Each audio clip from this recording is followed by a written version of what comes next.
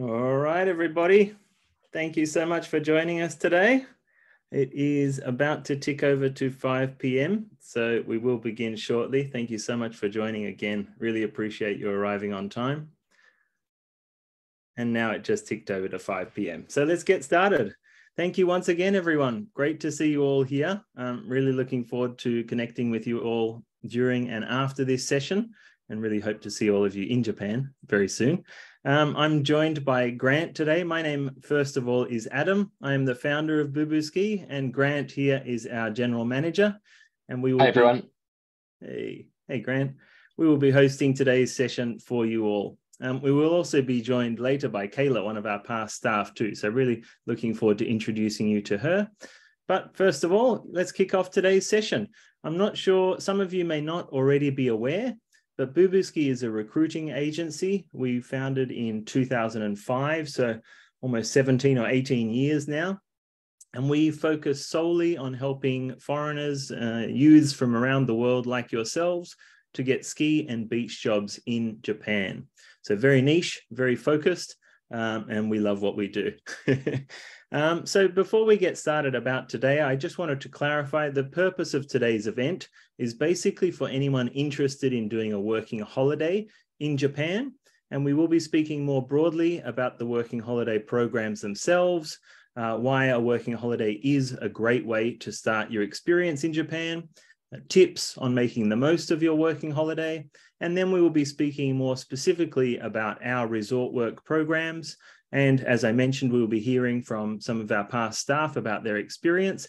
And then most important of all, we'll open up for a lengthy Q&A so that you all here can get the answers to your questions, because I'm sure you do all have a lot of questions, and we look forward to opening up for Q&A towards the end of the session.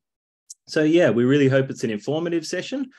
We will try not to take too much time. We expect the session will probably take about 1 hour or maybe more. If you do have lots of questions at the end, we're happy to stick around, and even happy to stick around and speak to you personally, directly afterwards as well. So yeah, let's kick off the session. But before we do speak about the working holiday programs, I thought it would be good just to give you a brief introduction about ourselves. For those of you who may not be aware, we have been around since 2005.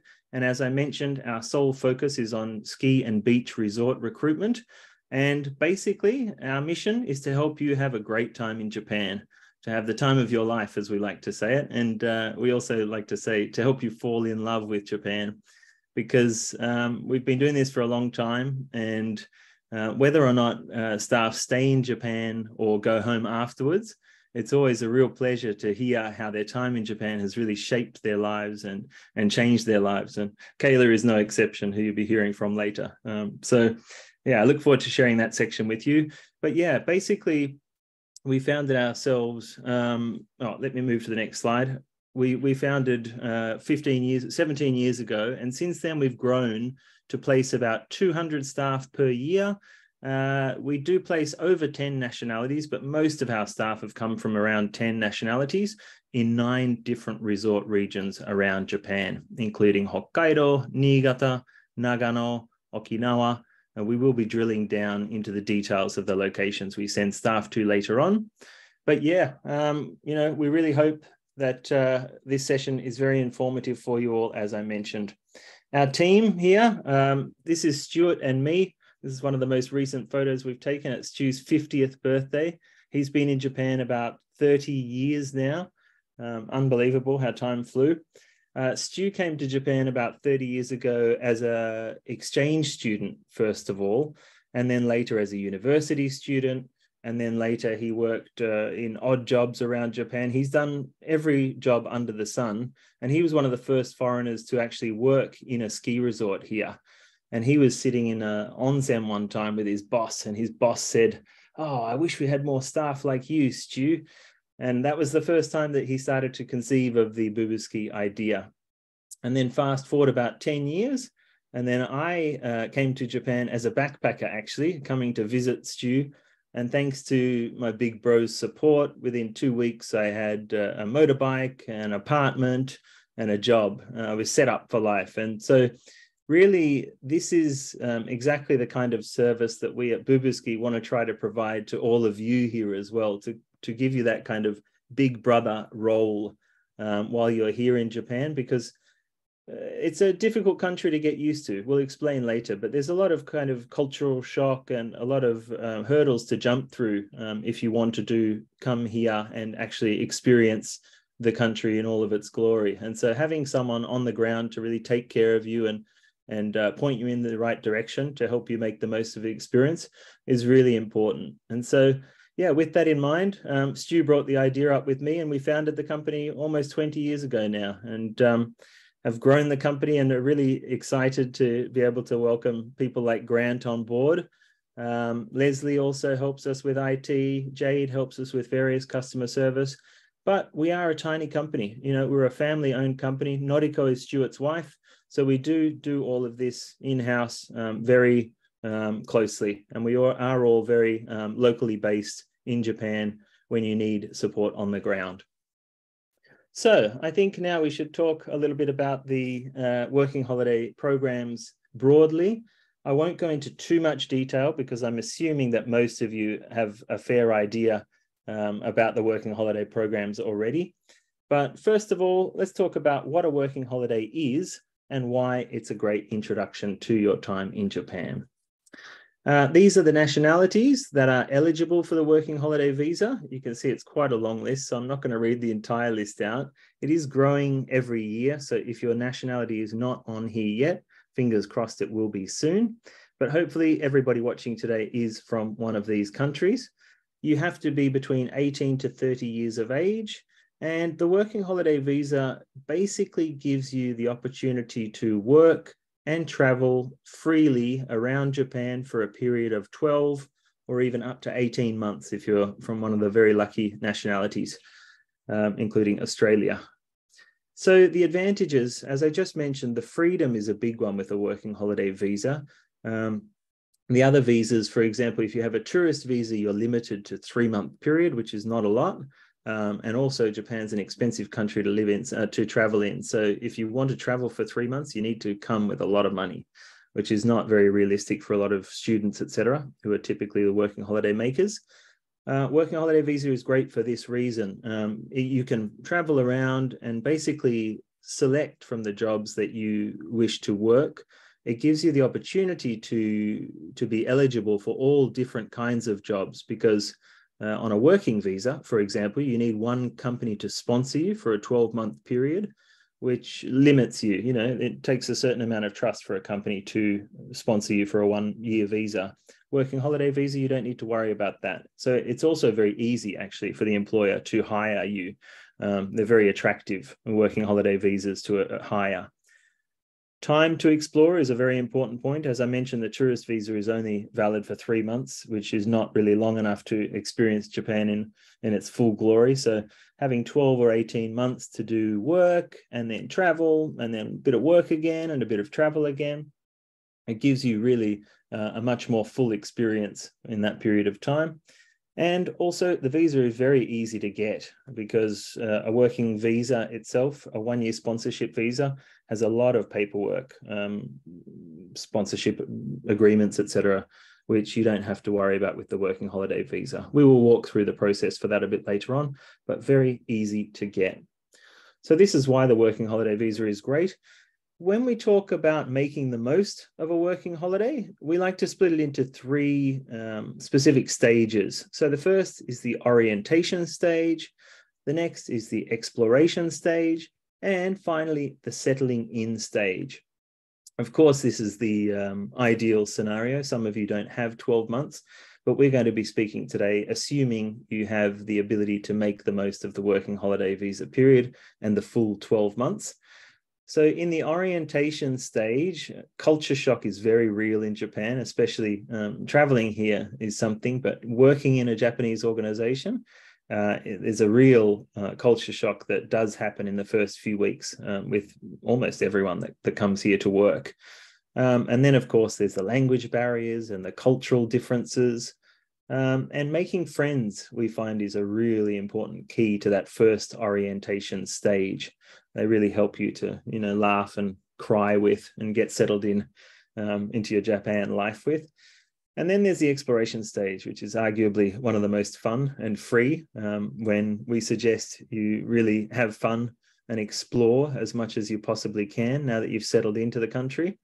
And finally, the settling in stage, a 3-month period, basically, where you should start thinking about how you're going to support yourself for your time in Japan after your working holiday, if you plan to stay, yeah? So as part of this orientation stage, some of the ideas that we suggest, of course, resort work, being a resort work provider, but also there are multiple options. You might choose to do volunteering, for example, or you might be able to find another kind of job before you come as well. Woofing is a great opportunity to be working on organic farms and get free board and accommodation while you are here, and a great way to get settled in. Or even Japanese language school, etc. But importantly, one key piece of advice here that we like to give is to have some sort of plan before you arrive, because everything's a little bit harder than you expect. If you come here with no plans, great fun as a backpacker, fantastic adventure, but it's likely that you will have some stress because plans might not happen as you expected. So nice to have a plan before you come. Exploration stage, we won't go into details, but I'm sure there's so many places you already have on your bucket list to get to in Japan. Every season is amazing in Japan. The spring cherry blossoms, the summer, the tropical beaches and the festivals and the fireworks, autumn, the colored leaves, winter, the onsen and the snow, of course. There's so much to see here. So I won't go into too much detail about these.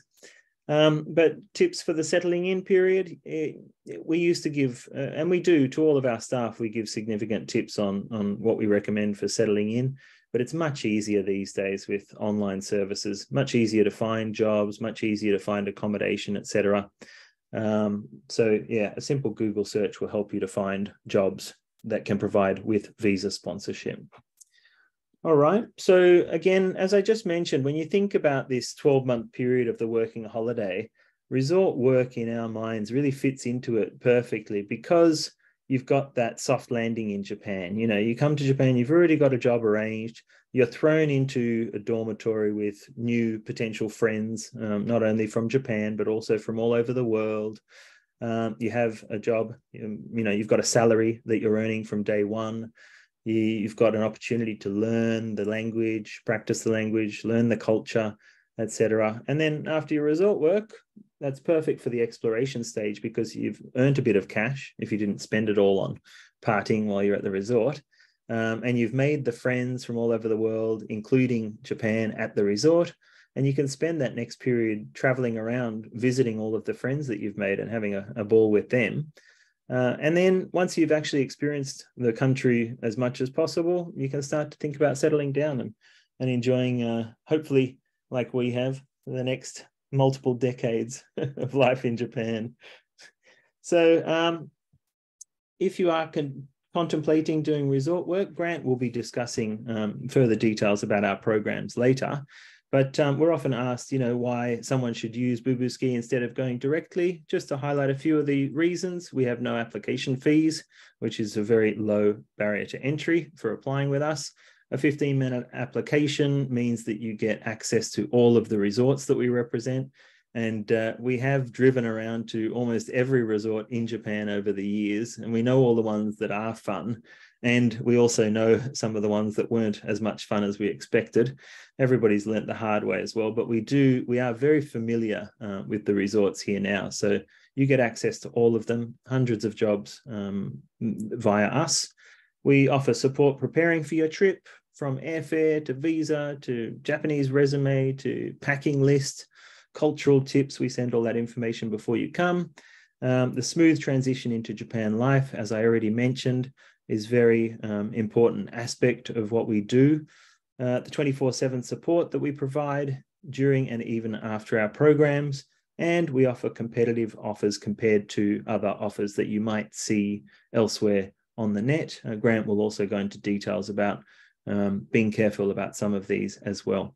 Thank you to whoever posted a question in the Q&A. We will definitely get to your question, and we will also open up for Q&A at the end of the session. So anytime anyone thinks of a question, don't hesitate, put it into that Q&A box at the bottom of your screens. Thank you. I will get to that later on. Okay, so with that, I think I will pass over to Grant. Thank you for listening. Sorry if I spoke too long, but Grant, would you mind speaking a little bit more about our ski and beach programs in more detail? Sure. Okay. Well, hello again, everyone. So first of all, a quick self-introduction. I'm Grant. I'm from New Zealand originally, and I started studying Japanese way back in high school in the year 2000. So that ages me a little bit. And then in 2004, I did a student exchange in Japan like Stuart. I went back to university, and one day I just showed up to Japanese class a little bit early. And I was looking on the wall at all the different posters of different opportunities, and I actually saw boobooSKI's poster. And I thought, oh, that sounds interesting. Long story short, I ended up working in Okinawa as a waiter through boobooSKI. So that's how I got started in Japan. From there, I went up to the snow, and I actually did a job kind of like what I do now, which is spend the season in Nagano, taking people to the doctor if you're sick, basically be on standby to help you if you need anything. Then my working holiday visa was coming to an end, and I needed to settle down and do something. And I got an English teaching job in Tokyo, which I did for 2 years. And while I was in Tokyo teaching, I kept the relationship with boobooSKI, started doing interviews, other things, and came on full-time in 2011. And I don't know how many, well, it's been 10 years since then. So altogether, that puts me in Japan for about 15 years, which, as Adam said, it's crazy how fast time flies once you're here. So looking at our programs, we have two main programs. So we've got the ski program and the beach programs. So let's have a look. Ski resort programs, obviously, they go during the winter months. Generally, they start in December and go through until the end of March. Sometimes people want to go back to university a little bit early, especially those in Australia and New Zealand. So that's no problem. Just so long as we know in advance, we can prioritize you for a position that finishes maybe at the end of February or early March. So there definitely is some flexibility there. With regard to start dates, most positions start, I would say, mid to late December. If you really can't come that early and must start in early January, it might be possible, but the results can not like that so much. So certainly any Japanese that you have would help. All right, so I think, Adam, do we have a video to play? We do. Apologies. I'm just going to pull that up now. Great. Thank you. So the ski video will come first, right? Yeah, that's right. Yeah. So this is just going to be a video that some staff put together, some guys working at a ski resort back in 2014, I think this one was. Every year we do a video competition, and this is one of my favorites. So this is the one that we'll show you. Can you hear the volume? You do not enter Tiger's cave. Yeah. You can hear it, yeah? Yeah, good. Yep. Let me do this one more. Apologies, everybody. I forgot to click the optimize button. There we go. Okay. If you do not enter Tiger's cave, you will not catch its cub. So you can't do anything without risking something. Nothing ventured, nothing gained.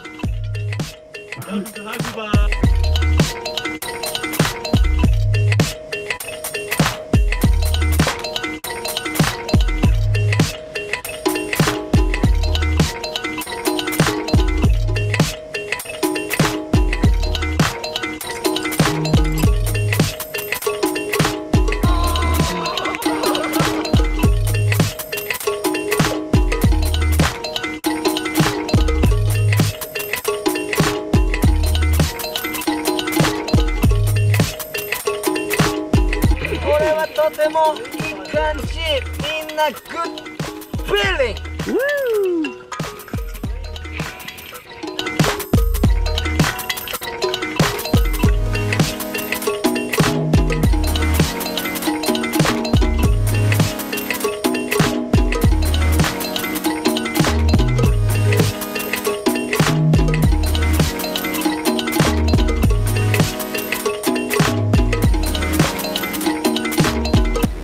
tell me about an average day working at a ski resort.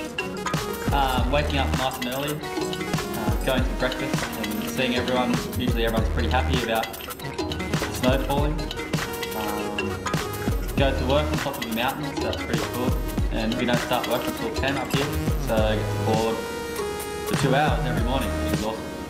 And then start work, serve some Japanese food, practice my Japanese speaking, eat some nice bento for lunch, snowboard down after work. And seriously, my chopstick game is getting very good.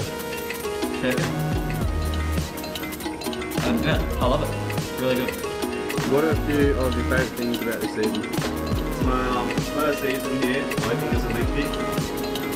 I had the chance to meet lots of people from around the world, making a lot of new friends, have some great experiences, and I've also had the chance to get a lot of snowboarding time, so I've gotten a lot better at snowboarding as well, in my opinion. Good times all around.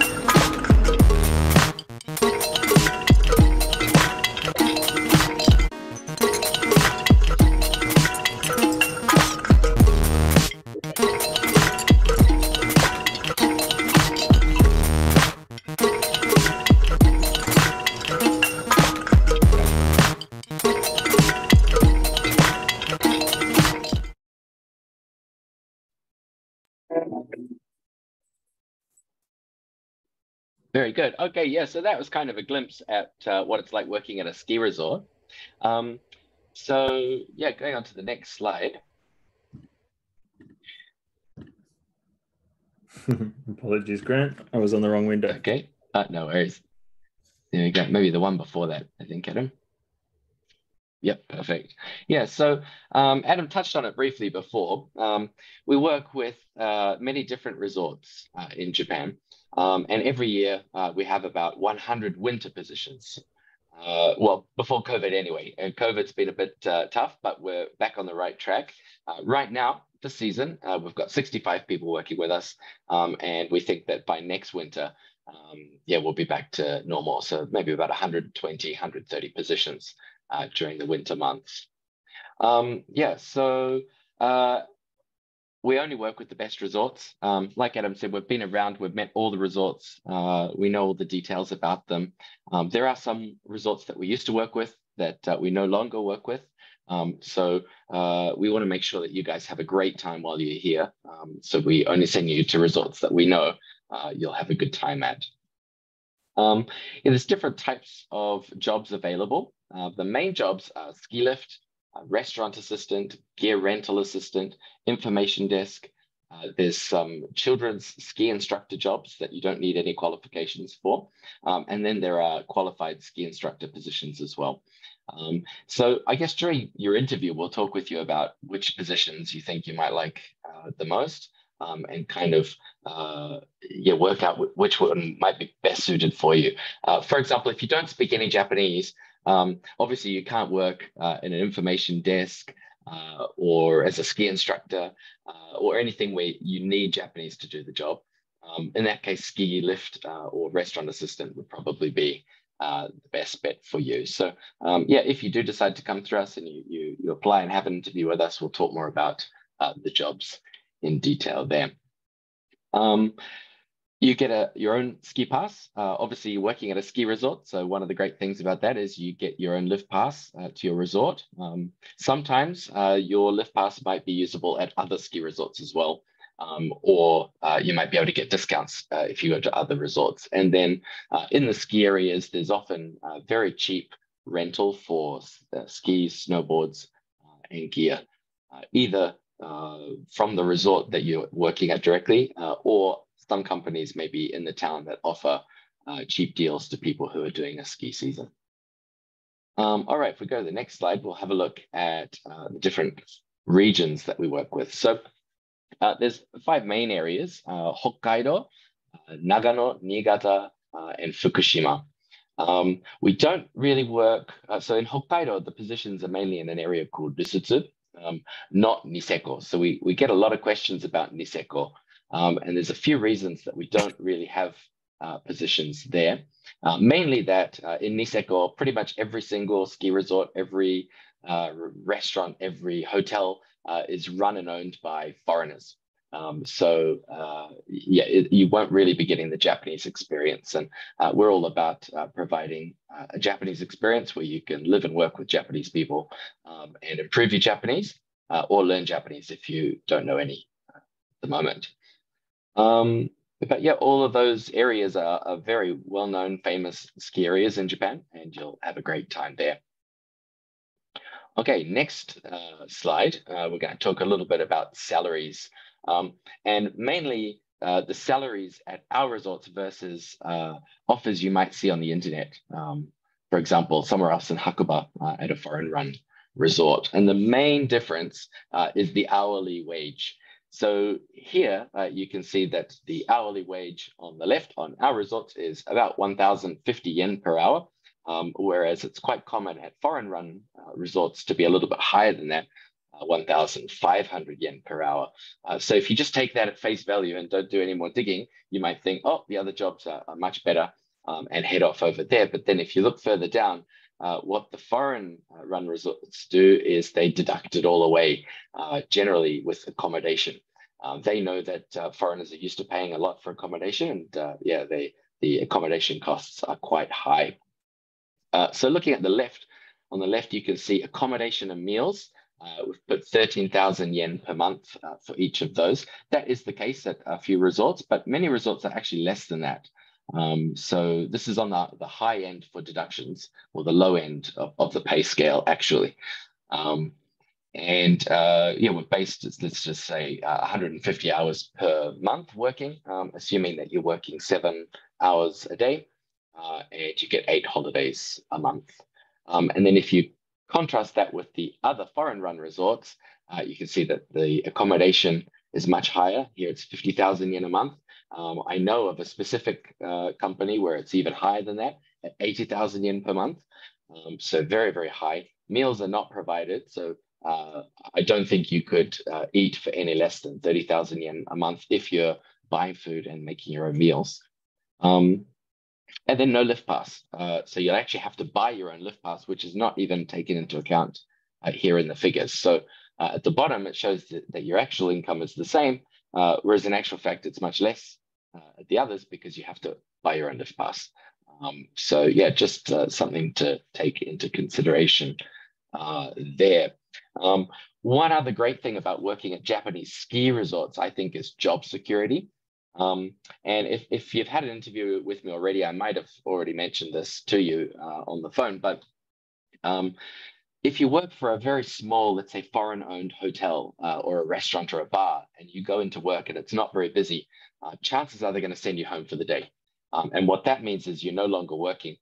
And so you're no longer earning that higher hourly wage that you need to make up the difference. Whereas at the Japanese ski resorts, it's more like Disneyland. You know, if Disneyland didn't have many customers there one day, they can't just start closing down rides all over the place because the guests that are there will be very unhappy. So even if there was nobody at the ski resort one day, all the ski lifts have to be open, all the restaurants have to be open. So you're guaranteed your hours, which means that you're going to be paid a decent salary every month. All right, and then the next ones are the beach positions. So I think we've got another quick video. Do we, Adam? For those? I sure do. I'm just pulling it up as we speak. Thank you. Can you see my screen? I can, yep. Wonderful. I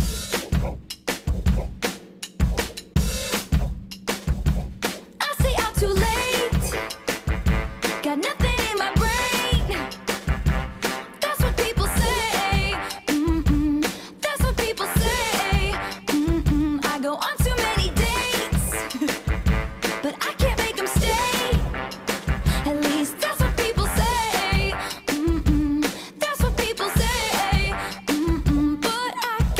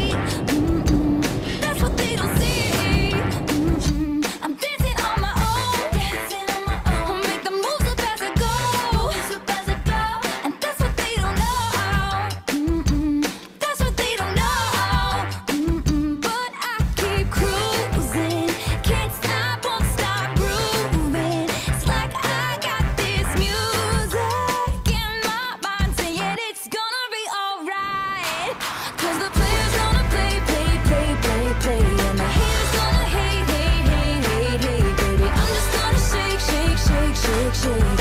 Shake it off, shake it off.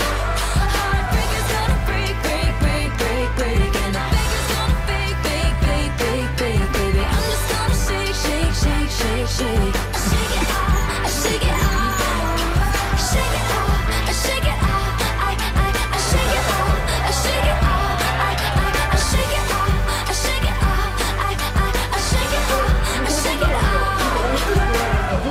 Hey, hey, hey! Just think, while you've been getting down and out about the liars and the dirty, dirty cheats of the world, you could have been getting down to this sick beat. My ex-man bought his new girlfriend. She's like, oh my god, I'm just gonna shake into the fella over there with the hella good hair. Won't you come over there, baby? We can shake, shake, shake. Yeah, 'cause the players gonna play, play, play, play, play. And the haters gonna hate, hate, hate, hate. I'm just gonna shake, shake, shake, shake, shake. Shake it off, shake it off. Heartbreak is gonna break, break, break, break, break. And the fake is gonna fake, fake, fake, fake, fake, baby. I'm just gonna shake, shake, shake, shake, shake. Shake it off, shake it off. Shake it off, shake it off. I shake it off, shake it off. I shake it off, shake it off. I shake it off, shake it off. Shake it off, shake it off. I shake it off, shake it off. You got to shake it off, shake it off. I shake it off, shake it off. Okay.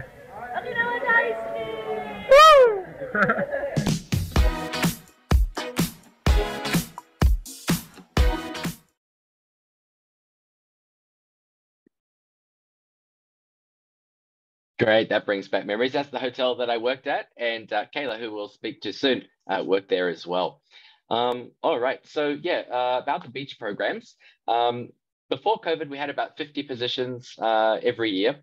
None in 2020, none in 2021 because of COVID, obviously. Last year, we had 9 people join us from August onwards, just as Japan was reopening. And already this year, we've got 1 person there now. Another person starts on Friday. And 11 more confirmed to start by April 24th. So yeah, we're straight back in, and it's looking like it'll be a great summer in Okinawa this year. Yeah, so summer positions. Sorry, I just got a message here. Yeah, so summer positions, we sometimes call them summer positions, but actually they go year round. So we should just call them beach positions. Most people generally come between April and maybe September or October, although it is quite common for some people who want to do a summer position first, or a beach position first, and then transition into a ski resort job to work right through until maybe late November, and then head straight from there up to the ski resorts to join us in the snow. The minimum contract length is 3 months. But of course, they love it if you can stay longer.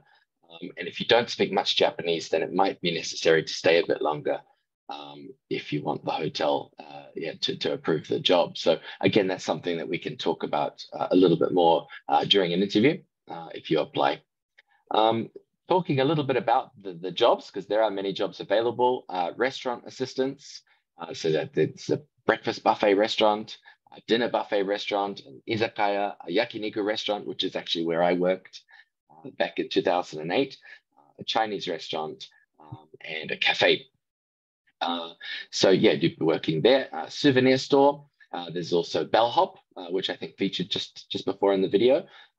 Bellhop is quite a good position, especially if you speak maybe intermediate Japanese and you really want to improve it, because you basically spend the day in the lobby.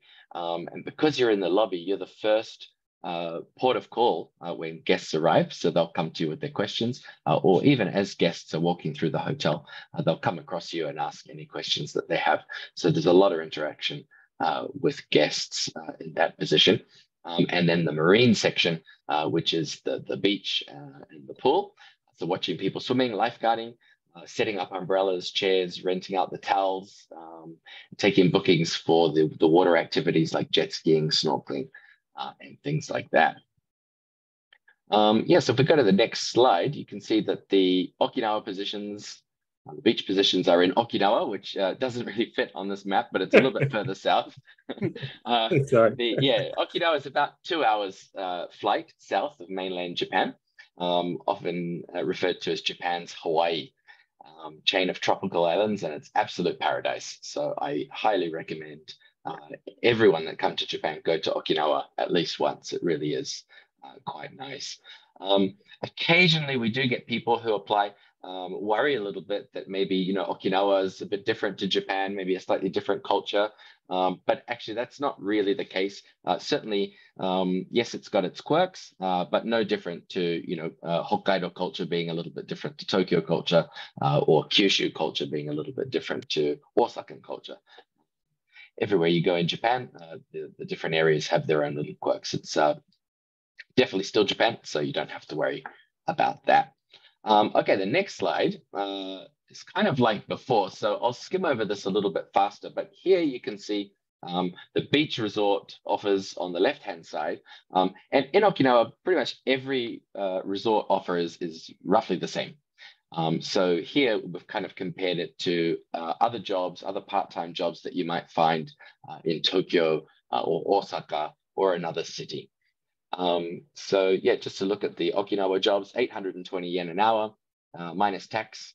I didn't mention before, but tax is 20% for anyone that hasn't lived in Japan for 12 months.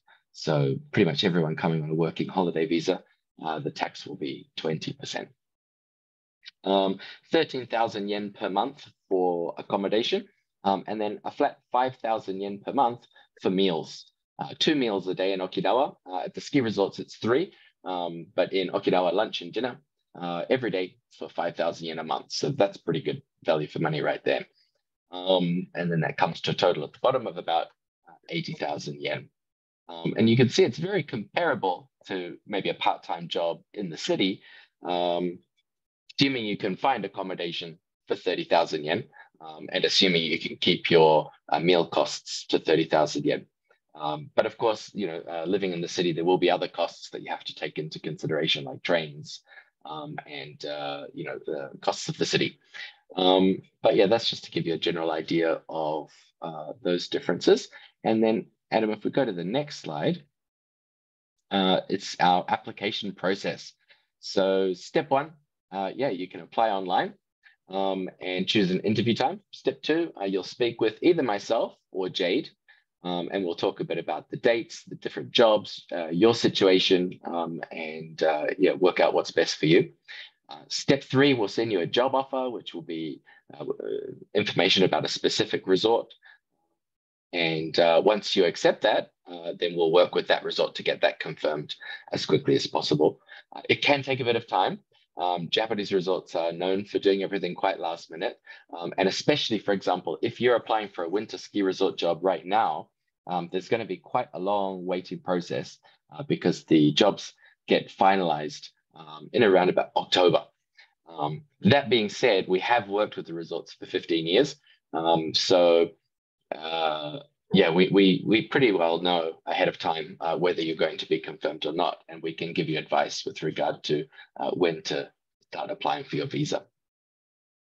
Step 4 is the visa application, and I'll talk about that a little bit later. And step 5, once you've got your visa and everything's confirmed and you're ready to go, we'll send you information and walk you step by step through the process so that by the time you land in Japan, you're 100% ready to go. With the visa application, it's pretty straightforward. You just need to prepare some documentation and explain in the documentation why you want to go to Japan and prove that you've got funds of about $2,500. I think the reason they ask for proof of funds is they just want to know that when you land in Japan, you've got enough money to tide you over until your first job or until you've settled a little bit, or it's kind of a backup so that if something went wrong, you've got some reserve funds to prevent you getting into trouble. But yeah, with the visa application, you have to do that yourself in your country of citizenship, but we do walk you through that process step by step and send you a detailed guide of what to write on the application, what not to write on the application. help you with that. And of course, we're always there if you've got any questions about that. I think that's okay for that point. So then if we go to the next slide, we've got some photos. These photos are from Okinawa. So there you can see the cafeteria. That's the staff cafeteria and one of the staff meals. And the next one, that's the dormitory in Okinawa, or one of them. So in Okinawa, there's actually quite a few different dormitories. They're generally apartments that the resort rent for use by staff. And so in Okinawa, you actually have your own little kitchen in your dormitory, which you can use if you want to, although meals are provided. And then I don't think we have a winter dorm photograph, but it's very similar to the lower right picture there. Just a room with a bunk bed. That bunk bed doesn't seem to have any bedding on it. You can see the bedding propped up next to it, but be rest assured, all bedding is provided. All right, and then the next slide, you can see some more photographs here. There's some Okinawa pictures and some ski resort pictures there. Lots of familiar faces, and the last one as well. Yeah, everyone having a good time. So that takes us to the next slide, and can I introduce Kayla? So Kayla is from Australia, and she actually did 3 seasons with us. Adam mentioned briefly just before that if you're an Australian, you can extend your visa twice. Initially, you have 6 months, and then you can extend it again and extend it again to a total of 1.5 years. So depending on when you land in Japan, you can actually do what Kayla did, which was do one winter season, then join us in the summer, and then go back and do another winter before her visa ran out. And Kayla came with her partner, Aiden, and you recently got married. Is that right, Kayla? Yes, yeah, just last year. So very, very new. Yeah, congrats. Well, great to hear your voice again. It's been a few years because the last time I guess I saw you would have been just before COVID, or just as COVID was breaking out and you were about to head home after your 3rd season with us. Yes, it feels like it's been forever. I've missed all of those photos. I've just missed it so much. Yeah. Take me back. All right. Okay, all right. Well, thanks for joining us, Kayla. No problems. It's good to see you. Good to see you. I can't actually see you though. Is your camera on? It says cannot start because the host has stopped it. Oh, excuse me. That's something I can fix. Give me 1 second, everybody. Apologies. How does that go? Can you do it now? That's good. Yes. Hi. Yay. Hi. How are you? Thanks for good. joining. Thank you.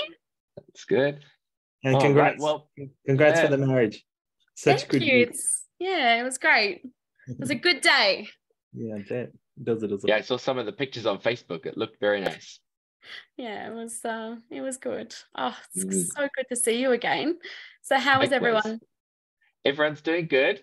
Finally, COVID is finished, and we're looking forward to getting more and more people over to Japan this year. So that's exciting. And I guess I think what we'll do, I'll just ask you a couple of questions, and then we'll kind of throw it just open to everybody to ask any questions that they have. So everyone, feel free to, if you've got questions for Adam or myself or Kayla or anyone, start writing those questions in, and we'll get to those in a minute. But go for it. Kayla, why did you decide to do a working holiday? Well, it's actually really funny because I met my now husband 2 years before we actually went to Japan. And the idea was that he was actually going to go to Japan, and I've been wanting to travel to Japan for forever. So anime, of course, love of that led to love of the culture, led to wanting to go and explore the actual country as well as the culture and the people. So that led to us looking into what we could possibly do because I know for travel there you can spend only a maximum of 3 months. So we're like, how can we spend longer? And working holiday was looking online, found you guys. So it was really just to get to explore the country in as much time as possible. Great. Okay. And you stayed for the entire length of the working holiday. Yes. Did you plan on doing that from the start, or was that kind of something that just happened? It was funny because we were planning on doing a year originally. So just one ski season and then a beach season, and then heading home after that, but then fell in love. And skiing, snowboarding, so much fun. So yeah, so stayed longer, and then of course COVID hit, which ended up cutting our journey short, I think by 2 months.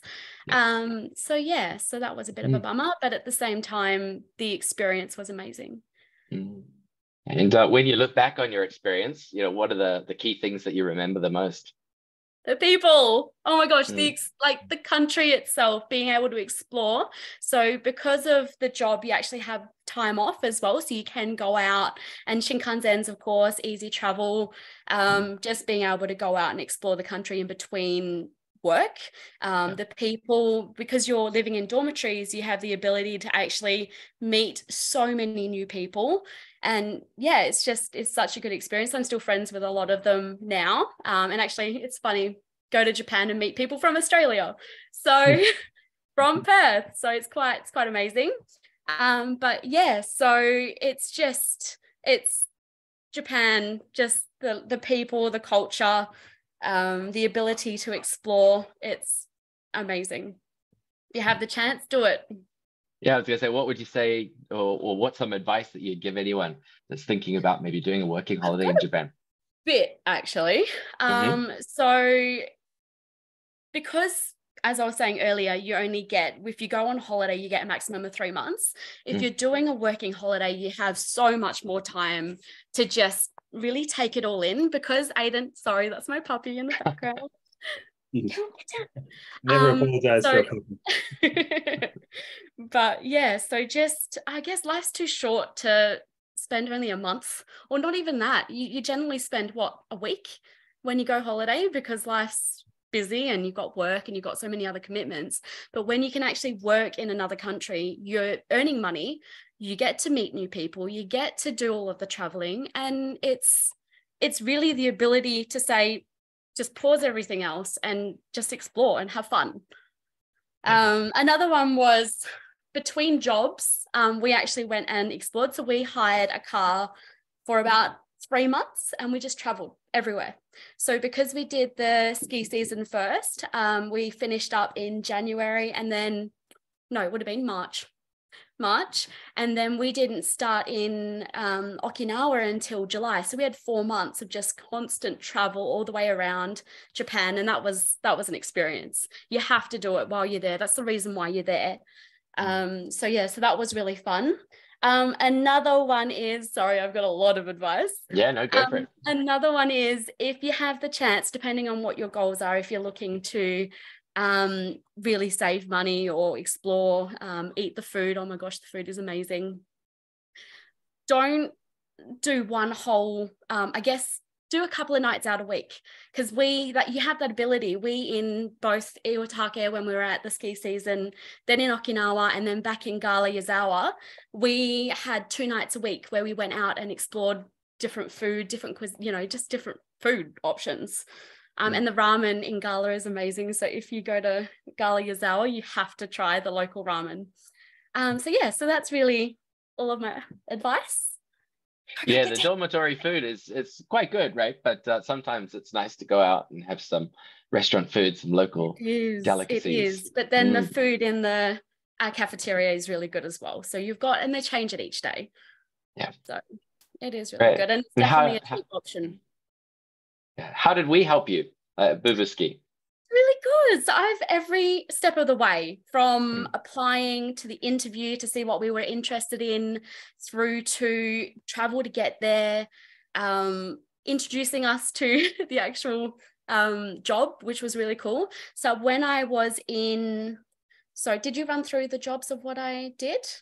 No, so we didn't go. No, I don't think we went through that. So the first ski season, 2018-19, you were on ski lift, I think, right? I was, yeah. Sorry about the sun there. Yes, I was. Coco, get down. So I did a ski lift season where you just clean the chairs, the lift seats as you go, and then you talk to people. You have 20 minutes on, 20 minutes. Oh my God, the sun is terrible. I'm going to move. 20 minutes on, 20 minutes of chilling, and then 20 minutes where you've got the stop button if something happens. So just really keeping an eye out. So that was really good, because it gave you the ability to I guess, chat to other people because, of course, you're on a rotation. Then with Okinawa, I started off in housekeeping, which was actually really good. We had a lady called Shinkansen because she was a speed bed changer, and that was really good. And then I moved into marine, and marine was, as you explained, Grant, you know, you've got your watching the pool, watching the beach, making sure that nobody drowns, pulling lots of kids out of the pool because a lot of kids jump in and don't realize how deep it is. And yeah, it was so much fun. And then in Gala Yazawa, I was on rental. So you have the ability to really work on your Japanese, if that's what you're there for, to actually experience, you know, the actual language and all of the intricacies involved in that. So that was really good. But yeah, so you have so many different job options, and you were running through that there's food, there's ski, there's just so many options. And with this, it's just, yeah, so many options, and just you got so much choice. So yeah, I really liked that. Any issues, you were really quick to come back to us and sort. Yeah, so it was brilliant. Like all the way through, you had support. You didn't have to worry about what was going to happen next. And then especially with having to leave early, you were there to assist us as well. So just because of COVID and whatnot. So yeah, it was a great. That was something that took us all by surprise. Global pandemic was not expected, was it? No, I couldn't believe it. And we were, because of course it started in Japan with the boat off the coast. And we were like, oh, that's, you know, it's nothing to worry about. And then of course the parents get in contact and you're like, you have to get going. And then of course borders were shutting. So I don't know how many of you guys are from Perth or even Australia with our hard border closures. So yeah, but that's okay. We're going to go back. Yeah, soon, hopefully. Well, let us know when you're coming. Very much. Let's have a look at some of the questions that people have put through, shall we, Adam? Are there any that stand out for you? Yeah, definitely. Kayla, one more question. Are you coming back? Yes. Are you? I am so coming back. Yeah, that's awesome to hear. I'm so keen. You're both in love with Japan still, hey? Yeah. Oh, it's just, I don't know, the people are just so gorgeous. Like they're just so lovely. And then the food, of course, is amazing. So, and it's great to travel. And there's part that I haven't been to yet, Kyushu. So yes, I gotta go. Yeah, awesome. So many volcanoes and onsen. Exactly. Okay, apologies. We do have a lot of questions. They're not specifically for Kayla. So should we just start from the top and work our way through? Can you see them as well, Grant? Yeah, I can. Yep. What do you think? I understand more Japanese than English. Is that an inconvenient? Is the question? No, not at all. If you can speak, I mean, because you'll speak more English than any of the Japanese locals. So I'm sure you'll be able to help out if there are tourists there that need help. And the Japanese resorts will love that you can speak Japanese. So no problem at all. Fantastic. How do the resorts feel about facial hair, particularly if you have a sizable beard? I can answer that one. Yeah, go for it. Okay, so my husband had a beard, and at first he had to keep it clean and neat. So long as it's really well presented, they usually do say shave it off to start with, just so you have a good presentation and a good upfront, I guess, first meeting. But then after that, they're really chill. Yeah, depending on where the you work. resorts. Yeah, it does depend a little bit on resort and sometimes the position as well. But luckily, resorts are thawing out a little bit on the issue of beards. Certainly, maybe 5-6 years ago, you just had to have it clean shaven at all times. But now that's not necessarily the case. But if it's down to here, you will need to trim it. It should look quite nice and clean. Perfect. Thank you very much. Do some resorts have any preference with makeup, for example? Is no makeup fine, or is it required for female staff? It's not required, no. I would say too much makeup would probably be a bad thing. And it's the same actually with colognes, perfumes, that kind of thing in Japan. Once, I think it was when I was working in Okinawa, someone once said, if you were carrying the food to the guest, they want to smell the food, not you. So kind of the best smell is no smell. And I think the same can be said of makeup. Anything that really jumps out is not good. If you are quite comfortable not wearing any makeup whatsoever, that would be fine. Yeah, I never wore makeup. Nice. Awesome. Thank you. So you don't have to pay anything for work, meals, and stay, is the question. Right. Well, as we mentioned, there are small deductions, but they come out of your pay every month. So you don't have to pay anything up front when you arrive. No.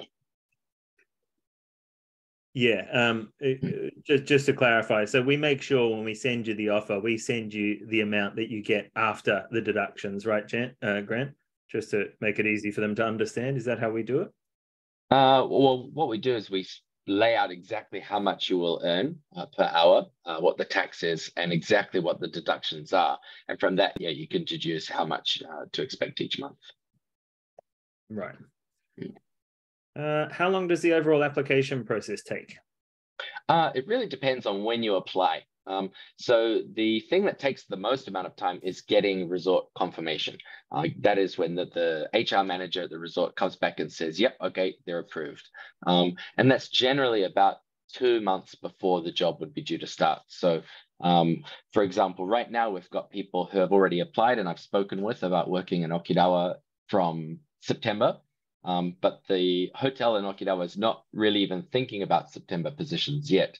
They're focused on May, June, July positions first. So, yeah, I mean, if you applied, for example, in November and you wanted to start in December, the process would only take a month. Whereas if you're applying for a winter position now, it takes much longer. So that really depends on when you're applying and when you want to go. Perfect. Thank you. As a couple, what were some of the pros and cons? This one's for you, Kayla. Oh, fantastic. So pro, definitely the ability to work together in the same area. So we were both on ski in Iwatake, and that, although different lifts, we were always on the same shifts and always had the same holidays. So that was really good. They're always so accommodating. One of the cons was because they've either got dorms, so you've got male dorms and you've got female dorms, so you were living separately, and of course depending on whether you're used to living together, that's a bit of a change. Same with Okinawa, we were in different dorms, but then we got close together. So you do have the ability to, it depends on when you apply, be in the same dorm together, but we just got placed separately, and then once a place became available, they moved us into the same dorm, so always accommodating. The ability, I guess, to take time off together, that was definitely a pro. We did a lot of traveling in between, and especially around Okinawa, there's so much to explore. So many sightseeing places. So yeah, so that was really, really good. Some more pros and cons. No, that's really it. That's a big one. Separate dormitories, isn't it, Grant? Yeah. So to elaborate on that a little bit, I think you mentioned, Kayla, that they put you into the same dorm. That would be in Okinawa, where, as I mentioned before, there's lots of different apartments that the resort rents as staff accommodation. And so, they moved you into the same apartment block. But of course, as is always the case at resorts, the guys' dormitory and the girls' dormitory, or in the case of Okinawa, the rooms are separate. So girls in some rooms, guys in the others. I think if you're just aware that you're not going to be sharing a room before you come, and if you're happy to make an effort to meet other people, then that will make a big difference. If you really, really, really want to do a ski season, for example, and you must stay together in the same room, then I don't think we're going to be able to help you. But some of the foreign-run companies do offer couples rooms. But I think, they definitely deduct away in terms of deductions for those. And to be honest, you spend most of your time out with other people anyway. So there's always a common area or a common space where you spend time together anyway. You're just sleeping in different beds pretty much. And then you have the ability to go out and explore and, stay in a hotel or whatever your go is on your days off. So there was really no issue.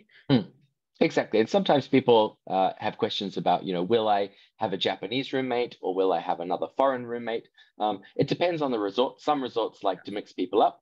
Some like to put the foreign staff together just because it means that, when you're in the small close quarters with someone sharing a room, you can use English to communicate more easily. At the same time, Yeah. If you get a Japanese roommate, you increase your language ability so quickly, because I had both a Japanese and an Australian, and yeah, it was great having both. But as you mentioned before, at the end of the day, most of the time you're not actually in the room anyway. You're in the common areas or you're outside, and then you head to your bedroom to sleep. Exactly. And hey, if you're not working, you're most likely skiing or at the beach, so enjoying life. Yeah. Nice. All right. Thank you very much. Okay, just a couple of questions. Roughly, what's the weekly living expenses for working holiday? And what's the biggest highlight for both beach and ski resort working holidays? You want to handle this one, Kayla, or? Yeah, absolutely. So pricing, Grant ran through before. It depends whether you want to actually like eat out every night, or if you want to eat in the cafeteria. The food is really good, and you get to try multiple different meals. But as I said before, like my husband and I, we did 2 nights a week of different places, and then we would eat the rest of the time in the cafeteria. With living expenses, that was pretty much it. Otherwise, unless you like to go out and explore and do all of that, so that's really up to you. With what was the other question, sorry? The biggest highlight for both beach and ski resort working holidays? Yeah, absolutely. So with ski, of course, snowboarding. Every single time that I wasn't working, I was snowboarding. And because I was, depending on where you are as well, you've either got discounted rental or free rental. In the end, because we worked 2 ski seasons, we ended up buying equipment. And especially if you work in Gala, that's free rental, and you've got free use of the wear as well, which is really handy. Coco, stop it. Sorry. So that was really, really fun.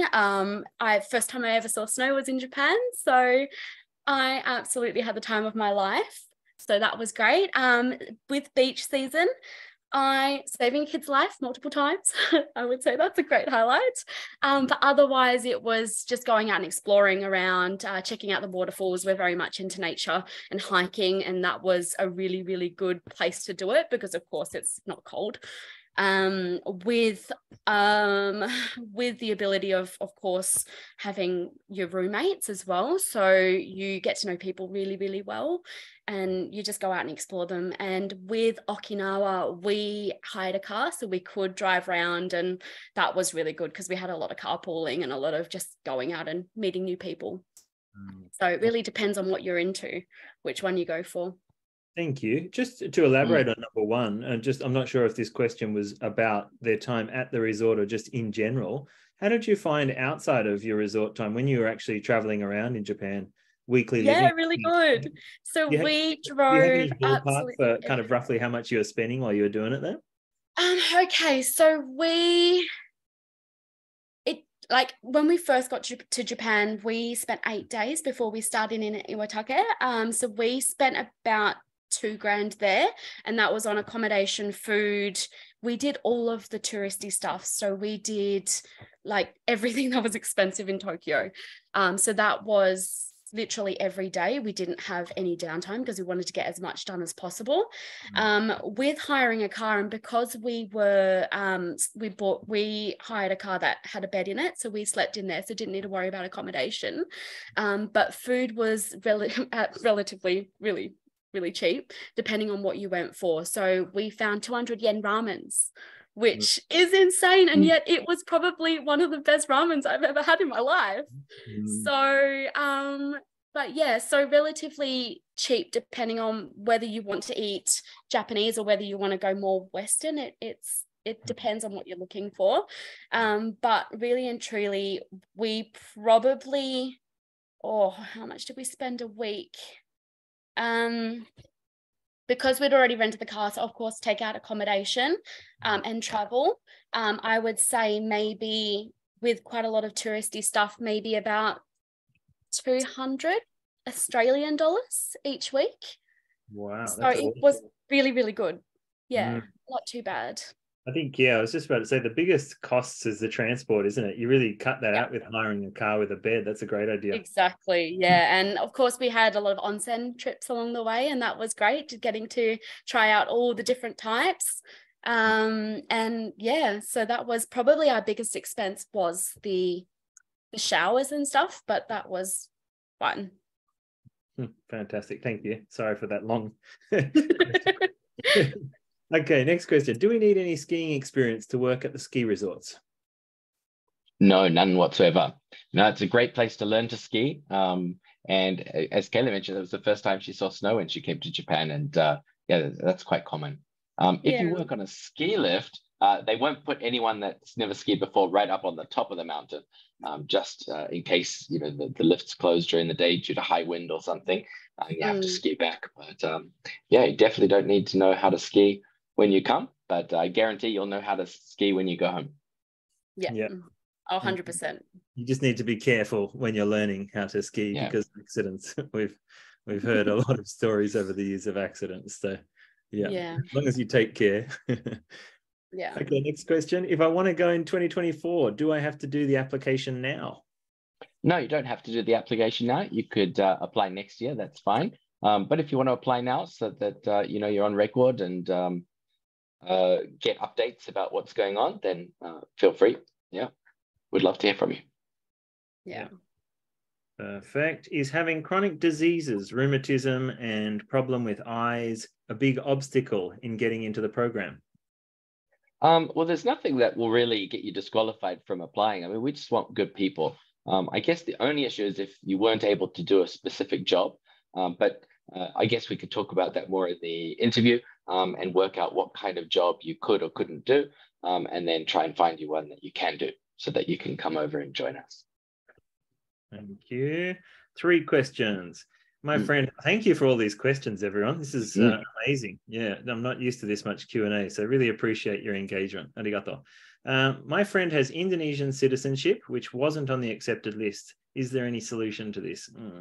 Grant, you want to answer this one? Yeah, unfortunately not, because the positions that we offer are all short-term, part-time jobs.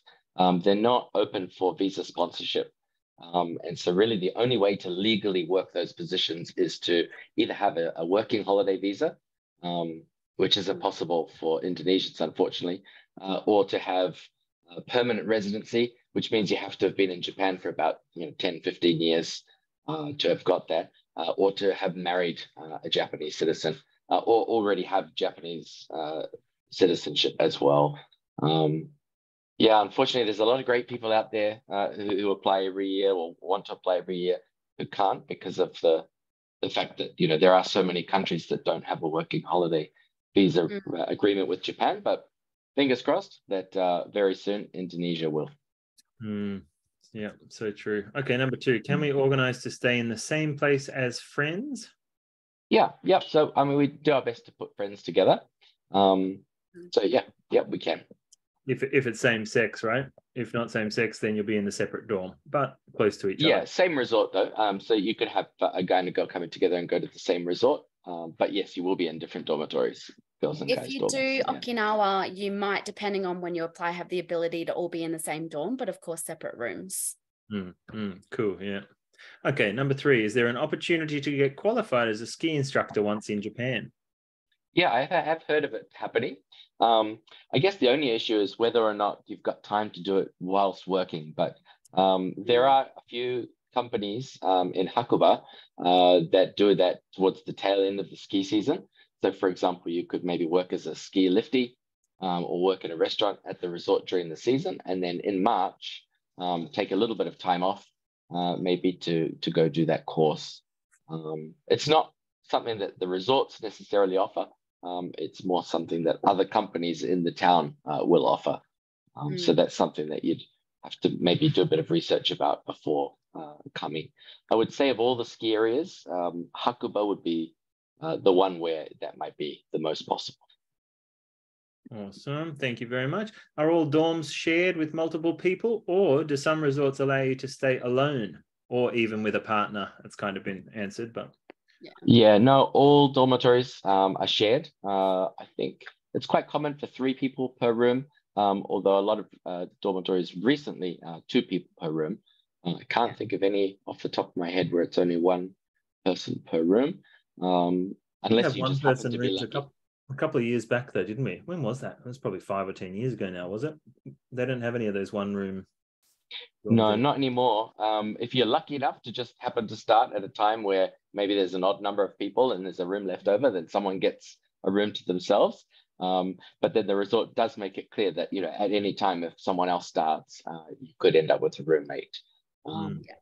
Yeah, with a partner, if they're the opposite sex, then it's not possible because the guys and girls dormitory are separate. Yeah. Okay. Are there any sorts of training at the ski resorts? Yeah, but it's on the job training. So basically, we'll go along to the resort together on day 1, and there'll be a bit of an orientation, signing of the contracts, meeting your bosses. And then maybe the next day, there might be, depending on your resort, a slightly more elaborate orientation. And then from the following day, you basically start work. But of course, they're training you up on the job and making sure that you know how to do everything. So the training and everything, because it's done on the job, it's all paid. So you don't have to worry about unpaid training periods or anything like that. Thank you. It's all relatively easy. Sorry, Kayla. Sorry to interrupt. I was just saying it's all relatively easy as well. Yeah, the jobs. Yeah. Okay, how far away are the dorms to work? Depends a little bit on the resort. Often, especially at ski resorts, they're right there. Maybe a 2-minute walk or a 30-second walk or a 10-minute walk, maybe, if it's one of the ones that are further away. In Okinawa, because there's so many apartments that are rented by the hotel to use as staff, they're quite far away from the hotel, maybe 6 kilometers or 7 kilometers. But in those cases, there's a shuttle bus that will pick you up and take you to work and then drop you home. I actually think it's quite good, right, Caleb? Because, like in the case of Okinawa, when you clock off and you go back to the dormitory, you're far enough away from the hotel that you're not going to see anyone who you served the day before. Exactly. It's more chill that way, and you can party more without worrying.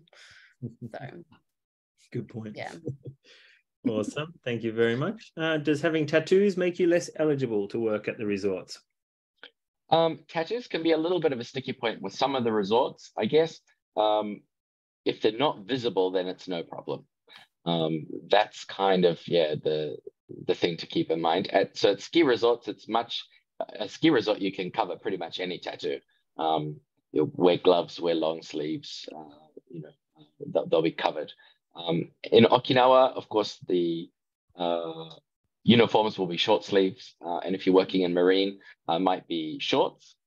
If you had big tattoos on your legs, then you could work in marine and wear like a long sleeve, not long sleeve, but long pant underneath your normal shorts. And one year we had a guy who had tattoos on his arms, and so he wore sports clothing underneath his t-shirt. So as long as they're not visible, it's no problem.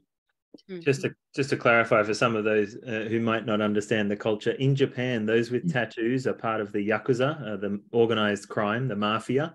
And so it makes a lot of guests feel a little uncomfortable. And that's why Japanese are quite sticky about not showing tattoos. They are getting more flexible as more foreigners come in and they're seeing that, but still at work that you're always expected to keep it hidden.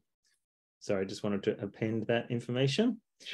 Are there any difficulties, cons we should be aware of when working in Japan? I have heard that Japan does have a different, stricter working culture. Well observed. Their work ethic is insane, but it's something that sticks with you throughout life. So that's always good. I found that so long as you're not late to work, you are absolutely fine. Japan, I mean, the work ethic is stricter than back home, but I think probably no more so than maybe back home was 20, 30, 40 years ago. Things like if you're not 5 minutes early, then you're kind of already starting to err on the late side. They want you ready at work, ready to work on time. That's the main one. If you're at work on time, you're not really going to have many issues. And it's so chill on the job. So especially if you're working, doing the ski, where you're doing the seats, you've got 20 minutes to, I was actually learning the language during that time, and I had a lot of help from everyone during that time. So that was really good. Mm-hmm. Yeah, I think the stricter work culture would be noticeable in a normal job, you know, a desk job or something, if you were getting it in Japan, much more than at a resort. Resorts tend to be a bit looser, but certainly, yeah, we do get a lot of staff coming in the first week or so, being very surprised at how disciplined they are in Japan. But I love your approach, Kayla. It's a very good point. It's a good lesson which helps you in life. It teaches a bit of discipline, doesn't it? It does, 100%. Especially compared to Australia. Everyone's more chill here, but at the same time, like, if you're not, you're supposed to be at work on time for a reason. That's when you start getting paid, so you should be there. Yeah. Awesome. Thank you. Do we need to know how to ski or snowboard, or are we free to learn? I learned. Yeah, really no, you quickly. don't need to know how to do it before you come. Yeah, you'll be able to learn there. Are we free to learn? You don't get free lessons, but I'm sure you'll make some friends at the ski resorts that will be able to show you how to, or teach you how to ski and snowboard. Yeah. Yeah, that's how I learned. I learned to snowboard in 2 days, and skiing's a lot easier, so you can pretty much pick it up from the get-go. Yeah, perfect. What is the interview process like in terms of assessing one's Japanese level? Right. Well, yeah, pretty straightforward. I guess usually I ask people to introduce themselves in Japanese, or say some words and phrases that they know in Japanese, and then kind of go from there. So the more you know, the more I'll ask, and the deeper we'll go, and until I can kind of assess your Japanese level. But as I mentioned, we've got plenty of positions that don't require any Japanese whatsoever. So please don't worry about that too much. But years and years and years ago, I was speaking to a Canadian. And yeah, he said, I only speak a little bit of Japanese. And I said, that's no problem. Yeah, please show me some of the words and phrases that you know. And he said, oh, just the greetings. And he said, okay, ni hao, which is, Chinese. So, I mean, I'm sure that's only happened once in 15 years. And yeah, just make sure you don't speak the wrong language and you'll be fine. Awesome. I have a next question. I have a disability and cannot stand for too long. So would it be possible to get one specific sitting position, and would that be respected? Yeah, I'm sure. Again, let's talk about that in the interview. We'll have to think about, which resort and which position might be more suitable. But for example, yeah, some kind of information desk or desk job where they have seats would be fine. Yeah, it's a case-by-case discussion, isn't it? Yeah. Perfect, thank you. Just writing all these answers down for everybody, yeah? Okay, could I join if I've celiac disease? Apologies, I don't know what celiac disease is. I think it's dietary. Yes. It is dietary. Yeah, I think it's dietary.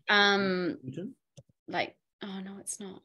I can Google it quickly. Yeah, quickly.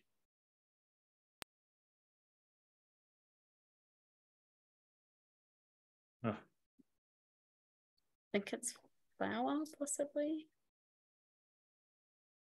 Gluten. Gluten. Yeah. Yeah, you're more than welcome to apply. The thing to remember with any kind of dietary restrictions is just that when the resorts provide their meals, they can't make anything special. So just so long as you're aware of what you can eat and can't eat, take what you can, leave what you can't. And yeah, that will be no problem. Well, a lot of people didn't eat the cafeteria food as well. They just chose to get themselves sorted, because especially in like Okinawa, for example, in your room, you've got a kitchen, although you don't have an oven or a stove top. I'm trying to remember, did we have a stove top? In the dorms, there's one. Yeah, I think we did. Yeah. Just didn't have an oven. So you've got that all there to prepare food should you need to. Perfect. Thank you. But again, too, like that's something that during the interview process, I think we actually have a question about dietary requirements. And part of the reason we ask that is so we can send you to a resort where you'll be best equipped. Either they have kitchen facilities available so that you can prepare some things yourself, or maybe the resort closest to a supermarket or things like that. So definitely make a note of that when you apply, and then we can talk about it more in the interview. Yeah, a follow-up question from the same person just asked, would I have access to the kitchen, which you just kind of responded to, but it's not necessarily, you're not able to use the staff kitchen, are you? It has to be No, but you do have it in your own room. Yeah.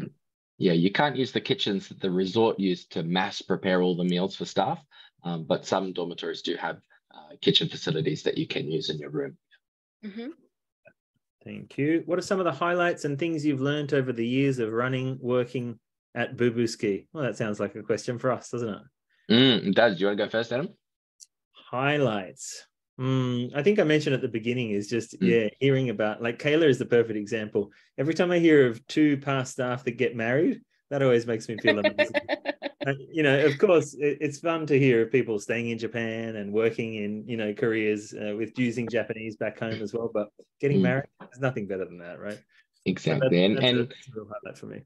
Yeah. And Kayla you came with Aiden, right? But there are cases that I know of where people came separately, met, fell in love, and now have children. So there's a few cases of when I was at Gala that are still together, and it's been 2 years now. So amazing.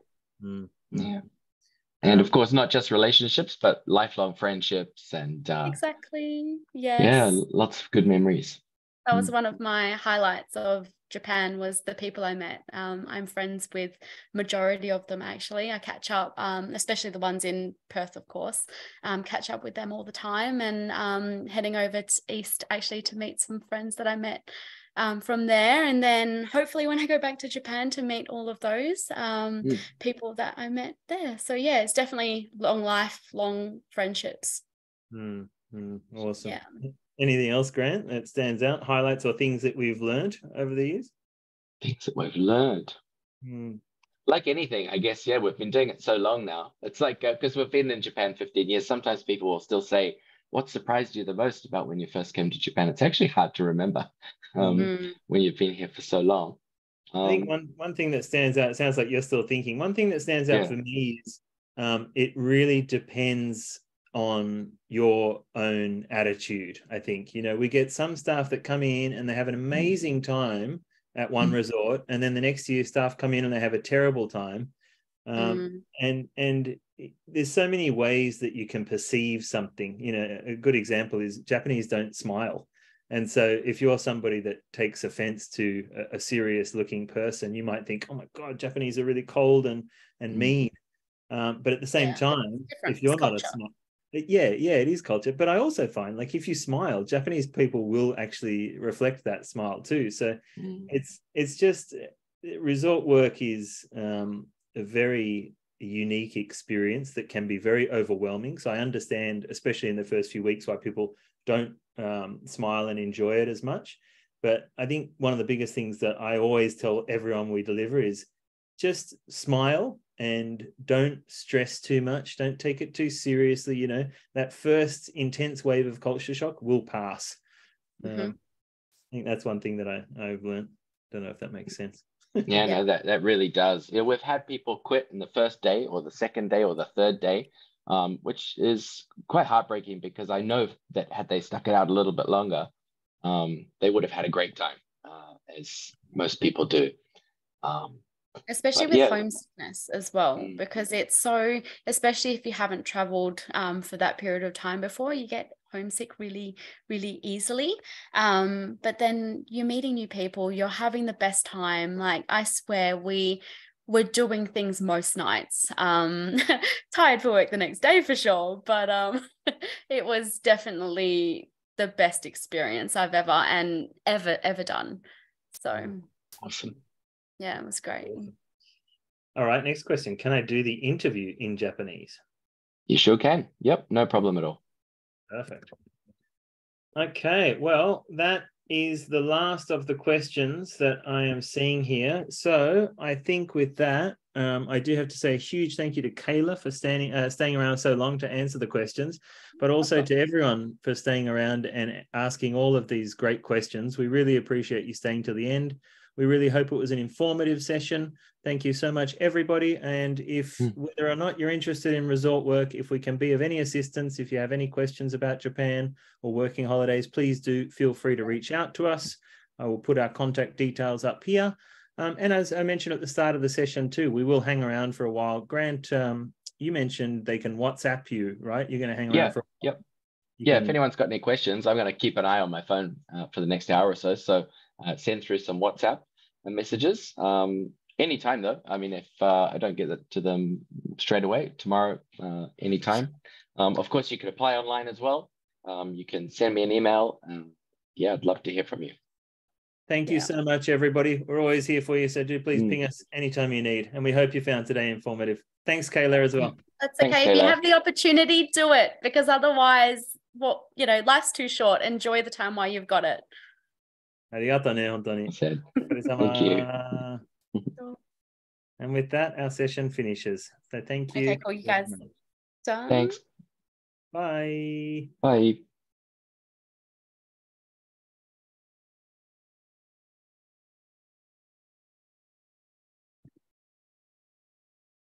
Done?